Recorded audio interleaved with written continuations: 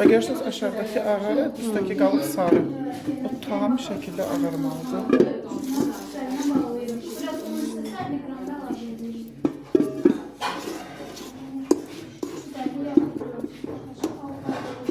Kurabiyələrin çatlaması üçün onları şoklamaq lazımdır.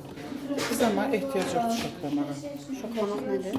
Məsəl üçün, kurabiyə xəmir elədiniz, onları ya soyuq suya atırsınız, ya da ki, soyuducuda qoyursunuz, bir yarım saat qalır soyuyorsunuz, sonra birbaşa istiyə atırsınız, o şoklanır. Onda çatlayır, qəşəng olur.